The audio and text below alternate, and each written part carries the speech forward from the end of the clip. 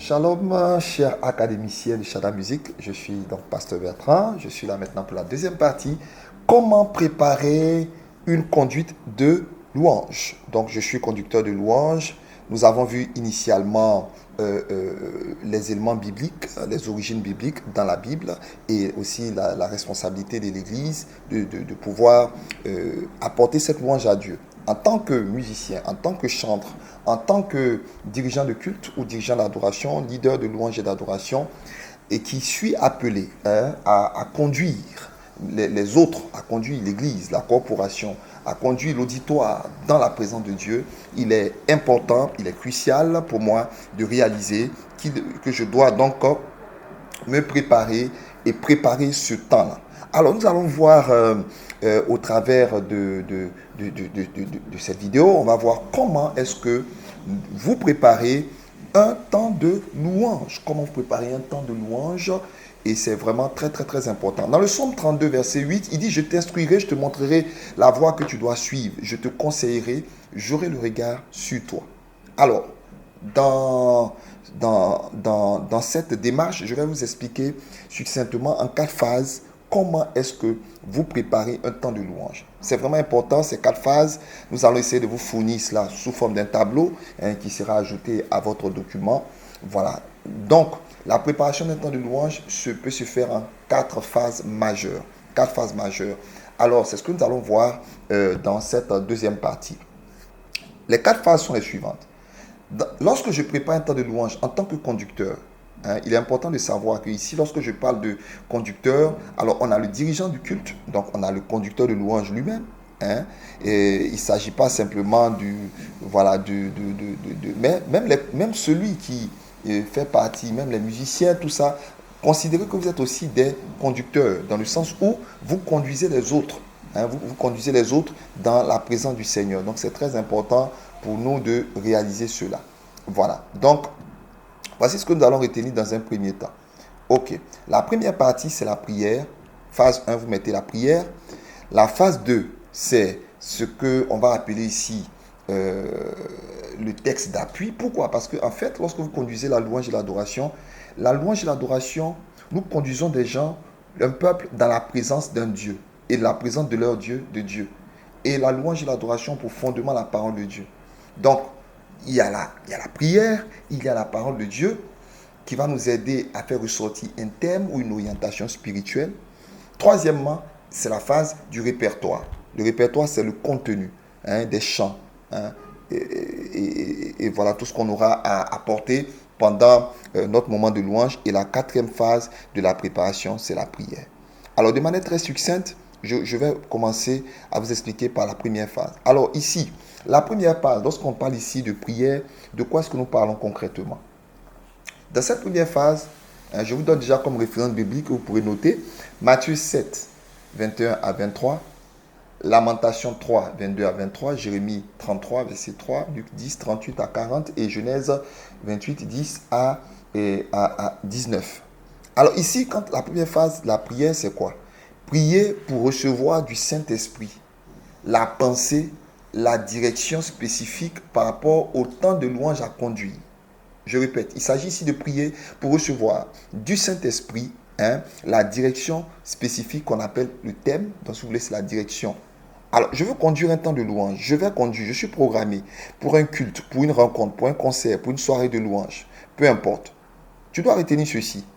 Tu ne viens pas conduire juste la louange comme ça, sur la base de ce que toi tu veux.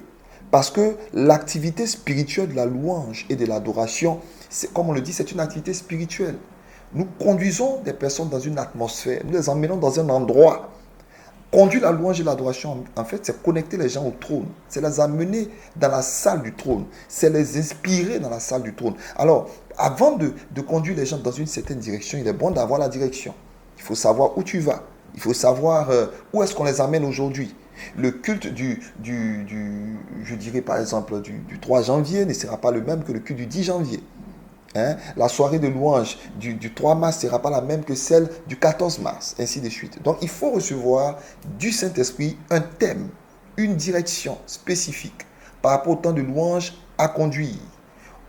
Retenez bien ceci, c'est l'une des choses que Saint m'a apprise dans ces quelques années dans le ministère de louange, il m'a enseigné de manière très précise qu'on ne conduit jamais deux fois le temps de louange, un même temps de louange de la même façon. Ça, c'est ce que vous devez savoir. Dans la pratique, vous aurez le sentiment que vous avez conduit de la même façon. Mais en vérité, il n'y a jamais deux temps de louange conduits de manière identique. Impossible. Pourquoi? Parce que conduire un temps de louange aujourd'hui le matin et conduire un temps de louange le soir, même si j'ai le même répertoire et les mêmes chants et les mêmes personnes, ce n'est plus le même temps de louange. C'est comme l'eau d'un fleuve. Lorsque l'eau qui est passée ne revient plus. L'eau que tu bois maintenant du fleuve, lorsque le fleuve est passé, la prochaine eau que tu bois, c'est une autre eau qui vient. Voici pourquoi vous devez savoir qu'il n'y a jamais deux temps de louange identiques.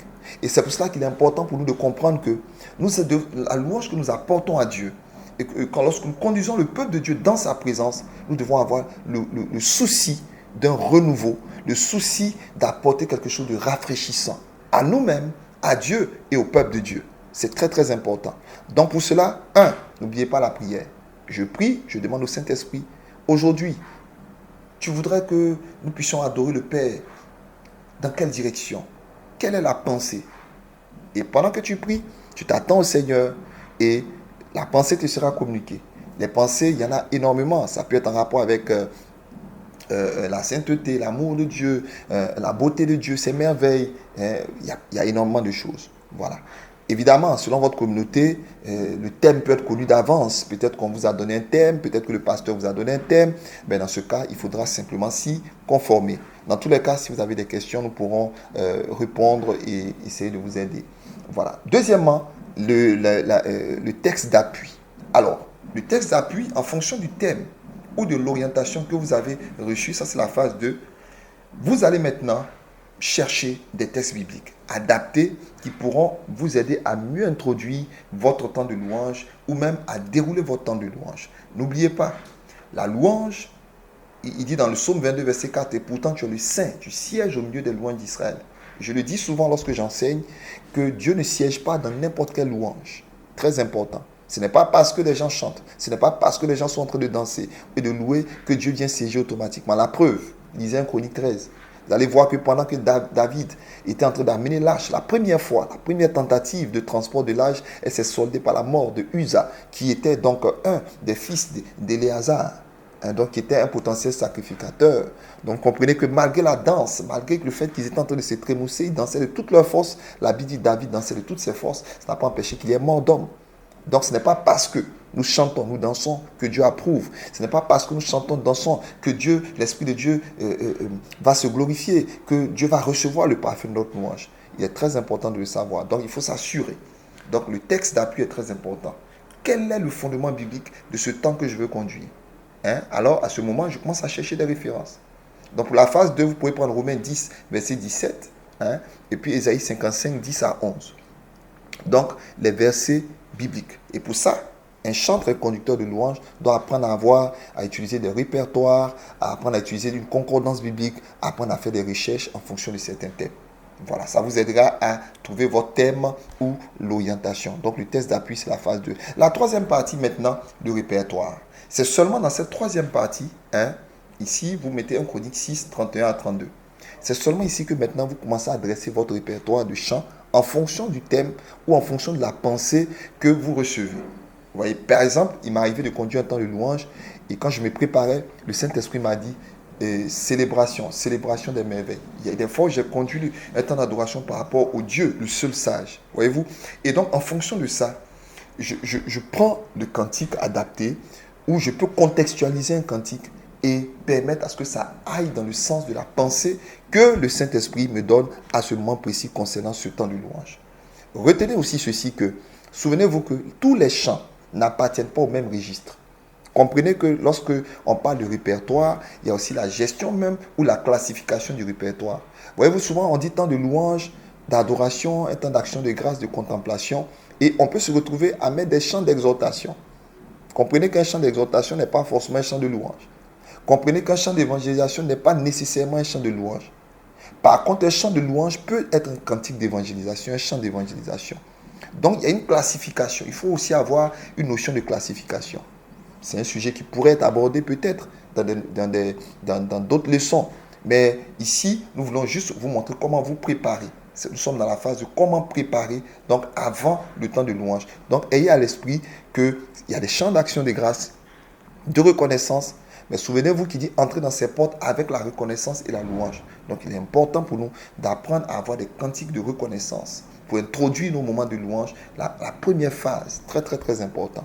Voilà, donc il faut tenir compte aussi, hein, frères et sœurs, de votre contexte social, culturel et de votre communauté. Hein, vous comprenez, selon que vous êtes évangélique, catholique, charismatique, hein, il peut y avoir des nuances, mais le Saint-Esprit vous accordera la sagesse pour tenir compte de votre répertoire moderne, classique, ou bien il y a des communautés où on veut des cantiques un peu anciens. Mais quoi qu'il en soit, sachez que le Saint-Esprit saura toujours glorifier Jésus-Christ au travers de votre louange si vous vous disposez pour le faire. Donc la phase 3, c'est la phase de dresser le répertoire. Vous dressez le répertoire, vous mettez l'ordre. Hein, si vous selon le nombre de minutes que vous avez, 15 minutes, 20 minutes, 1 heure. Nous avons conduit souvent des temps de louange de 2 heures. Il m'est arrivé de conduire des temps de louange de 2 heures avec moins de 3 ou 4 cantiques. Vous comprenez? Alors, donc c'est pour vous dire que ce n'est pas nécessairement le nombre de chants, même si le nombre de chants peut être vraiment déterminant. Apprenez à dresser une liste cohérente avec laquelle vous travaillez, mais sachez que dans le déroulé, le Saint-Esprit, on en parlera dans la troisième partie, pendant le déroulé, de comment est-ce que lorsque vous déroulez tous ces cantiques, quand vous êtes en train de les chanter. Alléluia. Et enfin, la quatrième phase, pour terminer, c'est la prière. Donc, cette phase de prière, elle est différente de la première. Dans la première phase, je prie pour recevoir la pensée, le thème, un peu tout ça. Mais dans la seconde phase, ici, lorsque je parle de prière, c'est vraiment la prière pour le moment. Donc, je m'apprête à aller à mon moment. Je dois prier. Je dois prier pour l'équipe. Je dois prier pour mes collaborateurs. Je dois prier pour les musiciens, pour la sono. Je dois prier pour les techniciens. Je dois prier pour le cœur, la communion d'esprit. Je dois prier pour que le peuple de Dieu, l'auditoire que je vais conduire dans la présence de Dieu, vraiment soit sensible en esprit pour lui suivre et pour qu'on aille dans la direction ordonnée par le Saint-Esprit. Prier aussi pour tout ce qui concerne... voilà, il peut y avoir des aléas pendant le temps de louange. Voilà. Et l'harmonie au sein de louange, l'unité de cœur, le cœur avec C, C-O, et puis le cœur aussi avec C-H, parce que la beauté, l'harmonie aussi, et la qualité mélodique et harmonique est très importante pour glorifier le nom du Seigneur. Voilà, frères et sœurs, académiciens, nous bénissons le nom du Seigneur. Et je vais vous donner juste un exercice. Alors, ce que vous allez faire à la suite de ce cours, vous allez lister à peu près 10 chants de louange, 10 chants d'adoration. Et puis vous allez essayer de préparer vous-même selon ce tableau. Je rappelle, la prière. La phase 1, c'est la prière. Je prie pour disposer toutes choses, pour demander au Saint-Esprit de conduire toutes choses. Deuxièmement, la phase texte biblique, texte d'appui. Troisièmement, je dresse mon répertoire. Et quatrièmement, je vais prier pour confier mon moment au Seigneur, le temps de louange, le concert, la soirée de louange, le culte au Seigneur. Voilà, donc comme exercice, vous allez prendre ce tableau et vous allez vous exercer à préparer en 15 ou 20 minutes un temps de louange. N'oubliez pas une liste de chants, de louange, d'adoration, d'action de grâce, ainsi de suite. Et le thème, n'oubliez pas, une pensée que le Saint-Esprit va vous mettre à cœur. N'oubliez pas qu'il faudra trouver des textes bibliques. Et je le dis toujours, je ne me lasserai pas de le dire. Pour moi, le premier instrument du chantre, du musicien, de toute personne qui sert ou qui désire servir Dieu dans la louange et l'adoration, ce n'est pas d'abord ta voix, ce n'est pas d'abord ton instrument de musique, c'est la parole de Dieu qui doit être le fondement de tout ce que nous faisons, parce que c'est elle qui va nous donner de bonifier notre voix et d'apporter à Dieu une louange qui réjouit son cœur. Que Dieu vous bénisse et je vous donne rendez-vous pour la troisième vidéo, la troisième partie, comment bien exécuter maintenant la direction du culte. Donc on va voir le pendant dans la prochaine vidéo. Que Dieu vous bénisse. Shalom.